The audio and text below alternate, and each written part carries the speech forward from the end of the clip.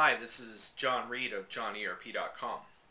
I actually am not wearing a hat tonight, which means I'm having a fairly normal hair day for once, so I thought I would just go au naturel. Anyway, today I wanted to talk to you about becoming an SAP consultant because I'm still getting a ton of emails with a lot of misconceptions about what it takes to succeed in SAP. So I want to talk a little bit about that. Um, First of all, there's still this sense that, well, if I get certification, I can become a consultant. Certification is a very specific type of validation of a technical piece of skill or a functional skill that you've learned. It's not consultant validation. It doesn't mean you're a good consultant.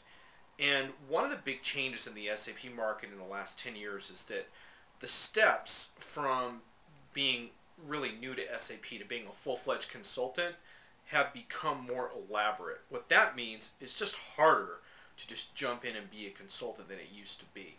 Occasionally I still see a college grad, maybe an MBA, like a real brilliant youngster, like get the training and hook up with IBM or Accenture, and they're kind of high-flying business consultant like at an early age. But for the most part, companies are just kind of done with paying systems integrators to train their people and basically on their dime basically pay for what they consider to be fresh out of college folks that just don't have the industry background. So that avenue only works if you're right out of college, and even then a little skeptical.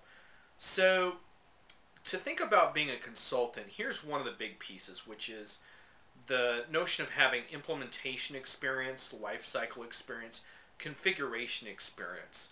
There's a journey on an SAP project, a journey of advancement, if you will, from being a user to being a super user to actually being on the implementation team, actually doing configuration type work. And the configuration skills are really important because if you can't configure the SAP system, if you're not able to do that, then you lack a really core prerequisite for becoming a consultant. One of the unfortunate things that I personally have always criticized is some companies have tried to keep their employees from getting configuration skills as a way of holding them back in a sense because they don't want to lose them to the open market. And I always thought this was a horrible idea and a really bad principle for knowledge transfer internally, but I still see it sometimes. And you don't want just your outside consultants doing your configuration work. You want your in-house team learning those skills as well. Of course, many SAP installs these days are in post-go-live types of optimizations, maybe installing a business intelligence solution or extending something into the shop floor, integrating a shop floor system or perhaps an e-commerce solution. But that still involves work configuring, integrating the system. Some of that is a little more technical. But the point is, you know when you're on mission critical SAP projects versus when you're spinning your wheels. And when you're spinning your wheels or just using the system, the journey to becoming a consultant is still kind of a long one. And it's kind of disappointing sometimes because people really have a burning desire to excel and succeed, but there are steps that you have to take. And remember that being a consultant is also not just about being able to configure SAP. It's also having a consultant personality. Now, what is a consultant's personality? Well, a lot of it is basically getting the experience to be able to work with companies to solve their business problems. That's the bottom line of what a consultant does. I think you can actually acquire some of those skills without being a formal consultant in an organization. Sometimes you can actually just become the go-to person on your project that everyone turns to for tips and advice. Maybe if you can formalize that role internally in your organization, you can begin to lay the groundwork for a real consulting career. So you can think about it in terms of steps.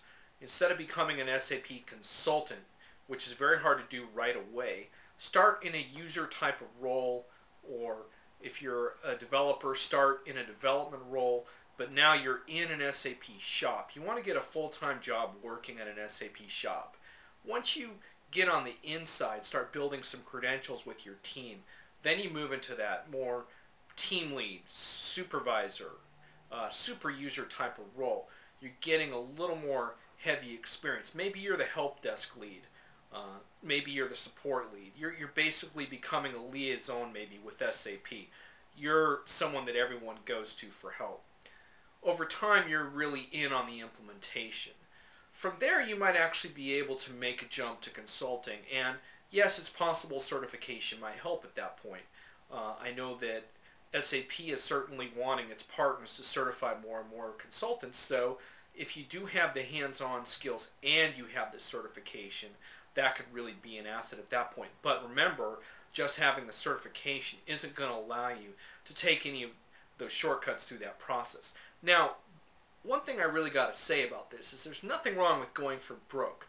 If you really want to be an SAP consultant and you don't think you have all the skills, but give it a shot. I mean, I remember when I was early in my career, I wanted to be a music journalist, and I had it in to get into Spin magazine right off the bat. It was like, go for it, right? It didn't end up working out. It was like a real heartbreaking thing where they didn't publish the review, and I kind of got a window into all the different steps I was going to have to go to get to that point. So yes, there's a process. Hopefully that video didn't shake too much when I hit the desk for emphasis on that point.